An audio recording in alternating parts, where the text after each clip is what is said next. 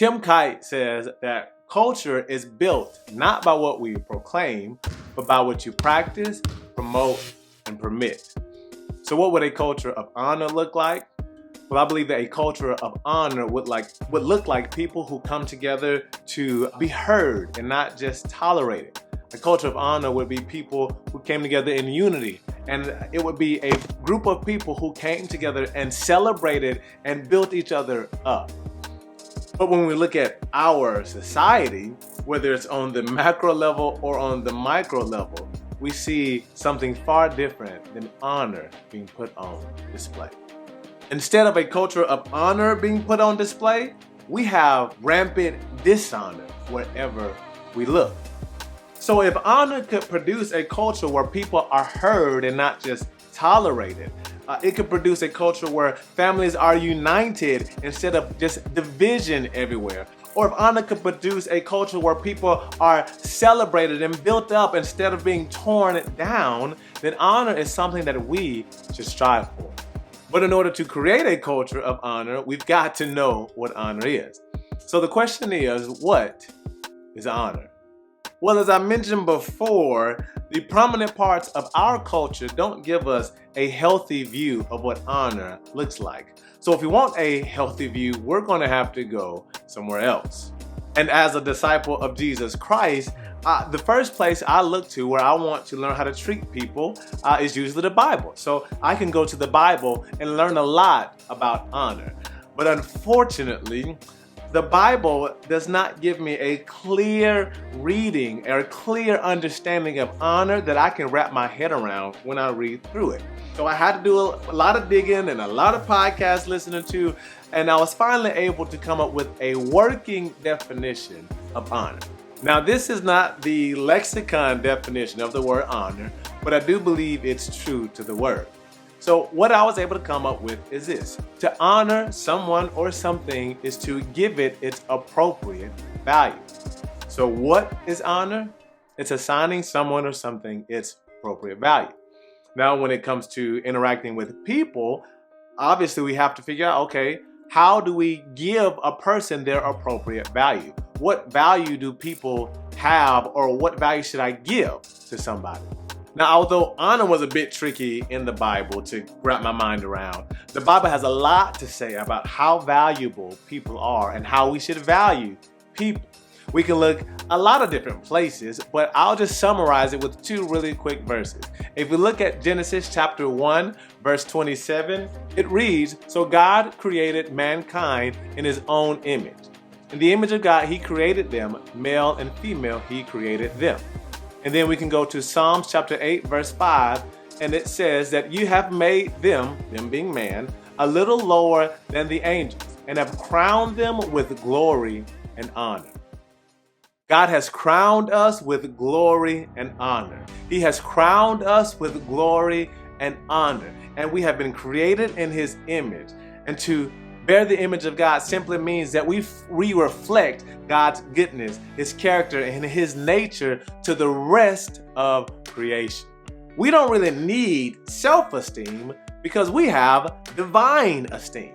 God is the one that gives us our esteem or our value. We don't have to try to build ourselves up because God has already given us so much value.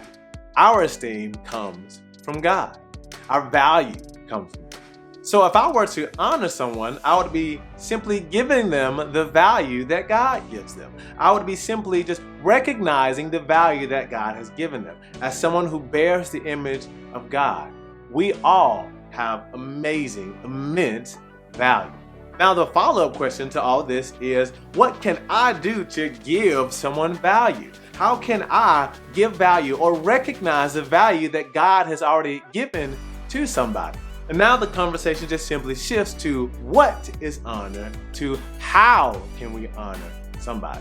So what is honor? To assign or give someone its appropriate value. And how can we give somebody their appropriate value? Well, we can do that by highlighting, illuminating, and celebrating their God-given value. We could just simply highlight, illuminate, or celebrate that value. We could highlight something that somebody is naturally good at, or some goal or something that they are accomplishing, like finishing up their schoolwork or doing really good on a test.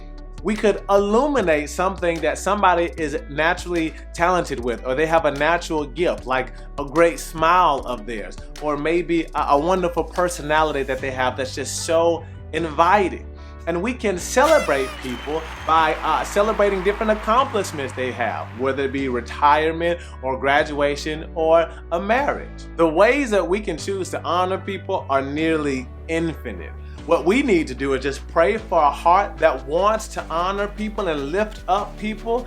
And we also need to develop this heart of honor.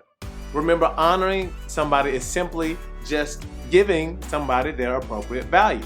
And how we give them this honor is by highlighting, illuminating, and celebrating their God-given value.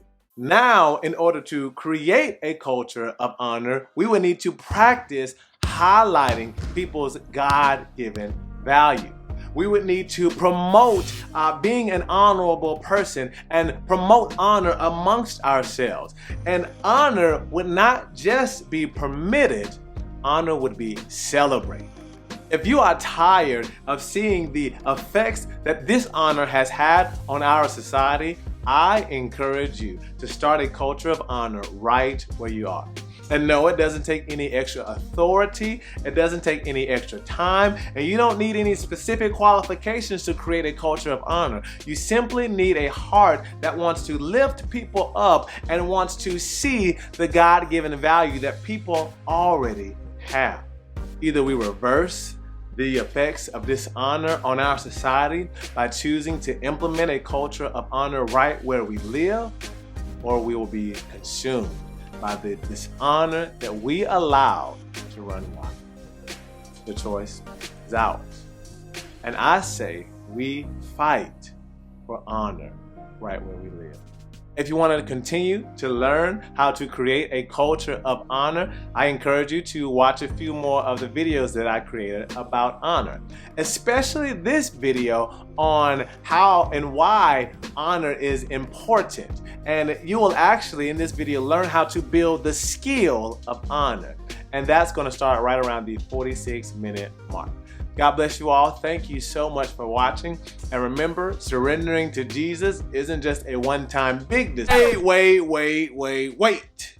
That didn't flow at all. Let's try this again. Thank you all so much for watching. And remember, honoring people as well as surrendering your life to Jesus isn't just a one-time big decision, but a lifetime of intentional choices. Much better, much better.